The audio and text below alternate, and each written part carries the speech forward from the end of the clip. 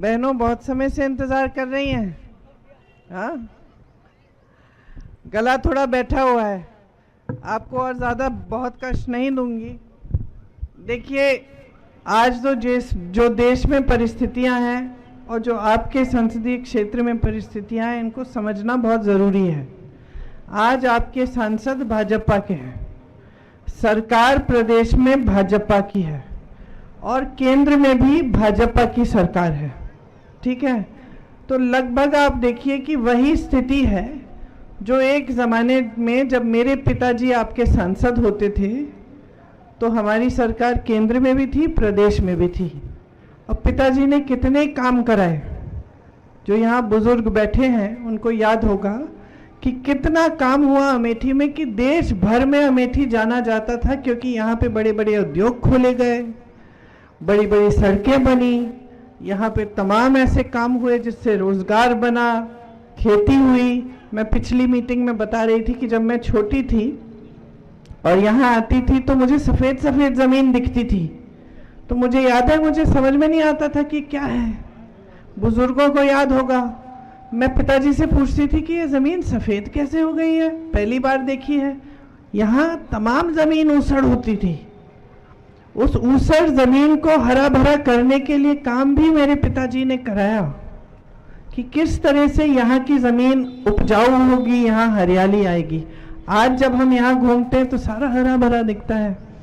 तो मैं क्यों कह रही हूँ ये बात, क्योंकि समझने वाली बात यह है कि अगर नीति नियत ठीक होती है नेता की, किसी राजनीतिक दल की, तो बहुत सारा काम हो सकता है।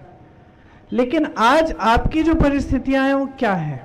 बहनें बैठी हैं, दुकान जाती हैं कुछ खरीदने के लिए, आधे सामान छोड़ आती हैं कि चलो कोई बात नहीं, ये इतना ज़रूरी नहीं है, अगली बार ले लेंगे। आज जो ज़रूरी है वही खरीदेंगे, क्योंकि महंगाई इतनी है, सब कुछ महंगा है। मिट्टी के तेल, चीनी आपको बोला गया था 13 रुपए किलो मिलेगी, मिलती है? चीनी तो मिल ही नहीं रही है, मिट्टी का तेल मिल ही नहीं रहा है। पेट्रोल डीजल महंगा, सब्जियां महंगी, सब कुछ महंगा है। मतलब ऐसी एक चीज नहीं रही जो सस्ती है, जो आप कह सकते हैं इसका अच्छा भाव है, मैं खरीद सकती हूँ, है कि नहीं? आज आप मेहनत करती हैं, पूरा परिवार मेहनत करता है, आप खेती में करेंगी या कहीं मजदूरी की करेंगी, फिर भी घर आके मेहनत करेंगी। घर आएंगी तो खाना पकाना, घर की सफाई, घर का देखभाल, परिवार के सदस्यों का देखभाल, है कि नहीं? इसके साथ साथ किसान खेती में मेहनत कर रहा है, उसकी कमाई नहीं हो रही है, क्योंकि उसके के भी जितने भी खेती के सामान है उस पर भी टैक्स लगा हुआ है, जीएसटी। अब वो कमा नहीं पा रहा है तो मजदूरी भी कम रख रहा है खेत पे, तो फिर लोगों को रोजगार भी कम मिल रहे हैं। किसान की ये परिस्थितियां हैं कि रात को बैठ के मचान लगे हुए हैं, तमाम मैं आ रही थी देख रही थी, सब मचान लगे हुए हैं, क्योंकि आवारा पशु आपके खेत चल रहा है। सालों से ये समस्या चल रही है, किसी की सुनवाई ही नहीं है। दिन में काम करते हो, रात को जाके खेत में बैठते हो अपने खेतों को बचाने के लिए। जिसके पास थोड़ा बहुत पैसा है वो तो ठीक है, वो कुछ बना सकता है रोकने के लिए, लेकिन जिसके पास नहीं है वो क्या करे? आप बच्चों को बड़ा करते हो, मेहनत से शिक्षित करते हो, कभी कभी कर्ज लेना पड़ता है, बच्चे का ट्यूशन देना पड़ता है, कोई भर्ती की परीक्षा दे रहा है, कोई नौकरी के लिए कहीं इंटरव्यू के लिए जा रहा है, लेकिन क्या रोजगार मिल रहे हैं?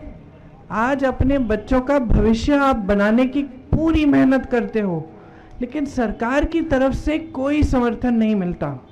सरकार की तरफ से ऐसी स्कीमें आ रही हैं कि सेना की भी भर्ती जो है उसको 5 साल की कर दी है। वहाँ जाओ सेना में, वापस आओगे फिर से बेरोजगार, फिर से नौकरी ढूंढोगे।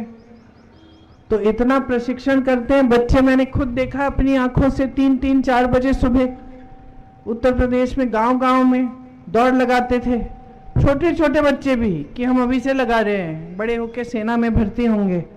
उनकी सारी उम्मीदें टूट गई हैं। एक ज़माने में सब सरकारी रोजगार चाहते थे, मुझे याद है यहाँ भी जब आती थी तो सबको सरकारी रोजगार, और बहुत सारे पिताजी के समय मिले भी, आज दिल्ली में जहाँ जहाँ जाती हूँ, एनडीएमसी में सरकारी नौकरियाँ, तमाम अमेठी के लोग हैं वहाँ। आपका तो ये होता था कि अमेठी के हैं तो प्रधानमंत्री के ऑफिस में आते थे, सारे दरवाजे खुले होते थे आपके लिए। जो बुजुर्ग हैं उनको याद रहेगा। क्यों? क्योंकि एक रिश्ता था सेवा का। प्रधानमंत्री थे लेकिन झुक के आपके पास आते थे, अहंकार नहीं दिखाते थे, आपके घरों में जाते थे, खुद गाड़ी चला के जाते थे। उनके बाद माता जी आई, माता जी ने खूब सेवा की, भैया आए, भैया ने सेवा की। फिर एक नई तरह की राजनीति आई क्षेत्र में। जो आपकी आज सांसद हैं वो क्या इसलिए आई कि आपके प्रति कोई प्रेम थी, श्रद्धा थी? वो तो इसलिए आए कि राहुल गांधी को हराना है। वो तो इसी एक मकसद से आई ना यहाँ, उस मकसद से आई। अब आपके घरों में घुस के गुरदुरिया करा के कि भगवान के नाम पे वचन दो कि भाजपा को वोट दोगे, और आप ठीक है, कुछ लोग तो गुमराह भी हो गए। लेकिन समझने वाली बात यह है ना कि अगर आपके लिए वाकई कोई नेता काम कर रहा है तो भगवान के नाम पे वोट मांगेगा कि अपने काम के नाम पे वोट मांगेगा? हम लोग पिताजी के समय, माताजी के समय, भैया के समय यहाँ आते थे प्रचार करने, तो हम भगवान के नाम से वोट नहीं मांगते थे, हम काम से वोट मांगते थे। हम कहते थे कि हमने ये काम किए हैं, ये सड़क बनाई है, ये बिजली के खंभे लगवाए हैं, आपके यहाँ इंडिया मार्क 1 लगवाया है, पाठशाला खुलवाया है, रोजगार दिलवाए हैं, बड़े बड़े उद्योग लाए हैं। और फिर हम कहते थे कि हमें और काम करना है आपके लिए। यही सही राजनीति होती है। गलत तरह की राजनीति आपके जज्बातों का इस्तेमाल करती है और उससे सिर्फ नेता का फायदा होता है, क्योंकि नेता अपने लिए ये परिस्थिति बना देता है कि भैया मुझे काम करने की जरूरत है नहीं, चुनाव आएगा कोई काम तो पूछेगा नहीं मेरा, मैं तो धर्म का नाम लूंगा, जाति का नाम लूंगा, वोट मिल जाएगा। तो नेता की जवाबदेही तो खत्म हो गई आपके प्रति। समझ रहे हैं? कल आप मुझे बोलोगे कि चाहे कुछ भी कर लो, धर्म के नाम पे मैं तुम्हें वोट दे दूंगा या दे दूंगी, तो मैं फिर काम क्यों करूं? आपकी सड़कें क्यों बनाऊंगी? आपके यहाँ बिजली क्यों लाऊंगी? मुझे तो मालूम है कि वैसे भी मुझे वोट मिलना है ना? इसीलिए ये राजनीति आगे बढ़ रही है, क्योंकि आपके जज्बात धर्म से जुड़े हैं। हम सब हिंदुस्तानी जितने भी लोग हैं, हम सब धार्मिक हैं, सबके लिए भगवान प्यारे हैं, धर्म प्यारा है। लेकिन धर्म का राजनीति के लिए इस्तेमाल गलत होता है। धर्म के नाम पे सत्ता लो जनता से, फिर काम ना करो, ये कौन सी बात हुई? 10 सालों से भाजपा की सरकार रही है, केंद्र में भी रही है, प्रदेश में भी लंबे समय से रही है। क्या किया है आपके लिए? आपके जीवन में तरक्की आई है, रोजगार दिए हैं, महंगाई कम की है, कमाई हो रही है खेती से, जितने बड़े बड़े वादे किए थे वो पूरे किए हैं? कुछ नहीं किया, बल्कि ऊपर से कह रहे हैं हम संविधान को बदलेंगे। संविधान को बदलने का क्या मतलब है? संविधान क्या देता है आपको मालूम है? सबसे पहले तो वोट का अधिकार देता है, भोजन का अधिकार देता है, शिक्षा का अधिकार देता है, आलोचना करने का अधिकार देता है, आंदोलन करने का अधिकार देता है। आपको नाराजगी है किसी बात से कि आपको लग रहा है कोई नीति गलत है, आप आंदोलन कर सकते हो। आपको आवाज उठाने का अधिकार देता है। संविधान आपको आरक्षण देता है। तो बदलने का क्या मतलब है? आपके आरक्षण लेना चाहते हैं, आपके अधिकारों को कम करना चाहते हैं, कमजोर करना चाहते हैं, चाहते हैं कि वो किसी भी हालत में सत्ता में रहें और आप गरीबी की दलदल में ही फंसे रहें। क्योंकि जब तक गरीब रहोगे, जब तक अशिक्षित रहोगे, जब तक बेरोजगार रहोगे, तब तक आपको गुमराह करते रहेंगे ये लोग। और हम उसका विपरीत चाहते हैं। हम चाहते हैं आप मजबूत बने, हम चाहते हैं कि आपका भविष्य उज्जवल बने, आप आत्मनिर्भर बनो। इनकी नीतियां देखो। हमने हम कानून लाए थे, भोजन का जो अधिकार है कांग्रेस पार्टी लाई थी कि हर देशवासी का अधिकार होगा कम से कम 5-6 बोरी का किलो का राशन आपको मिलना चाहिए, ये अधिकार है। आज की नीति देखिए, लो 5 किलो राशन लो और बस मुंह बंद करो, इसके अलावा कुछ नहीं मिलेगा। ये तो आपका अधिकार बनाया था कानून में हमने कि आपको ये मिलना ही है। अब उस पे उन्होंने अपनी फोटो चिपका दी मोदी जी ने और दे रहे हैं आपको। उसके अलावा आपको अपने पैरों पे खड़े होने के लिए क्या दे रहे हैं? आप नौजवान हो, कल मैं आपसे बोलूं मैं 5 किलो राशन पकड़ा रही हूं, एक तरफ या तुम बताओ, या तो 5 किलो राशन लोगे या रोजगार लोगे, कौन सा लोगे? कौन सा? क्यों? क्योंकि 5 किलो राशन से तो निर्भर बनोगे, जैसे ही वो राशन खत्म होगा फिर से कतार में खड़े हो जाओगे और राशन दो। लेकिन रोजगार मिलेगा तो भविष्य बनेगा तुम्हारा। तो रोजगार देना, आपके लिए मौके खोलने कि आप शिक्षित हो, आपको रोजगार मिले, आप कमा पाओ, ये तो सरकार का दायित्व है। लेकिन सरकार कर नहीं रही है। आते हैं मंच पे बड़े बड़े नेता, इनके प्रधानमंत्री जैसे नेता, और फिजूल की बातें कर रहे हैं, कह रहे हैं कि कांग्रेस पार्टी धर्म के विरोधी है, कांग्रेस पार्टी आपके भैंस चुराएगी, आपके गहने चुराएगी। कैसी बातें हैं ये? बकवास की बातें हैं। प्रधानमंत्री को खुद एहसास नहीं हो रहा है कि 10 सालों से सत्ता में रहे हैं, दुनिया के सबसे बड़े नेता कहलाए जाते हैं, भाजपा के बाकी नेता कहते हैं कि मोदी जी जैसा कोई नेता ही नहीं रहा, और अपना काम का हिसाब नहीं दे सकते। ये नहीं कह सकते कि क्या किया है देश के लिए।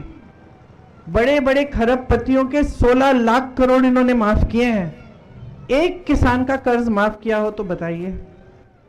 उत्तर प्रदेश का किसान 1 लाख रुपए के लिए आत्महत्या कर रहा है। बेटी की शादी होती है, कर्ज लेना पड़ता है। बच्चों को परीक्षा देनी है, कर्ज लेना पड़ता है ट्यूशन को देने के लिए।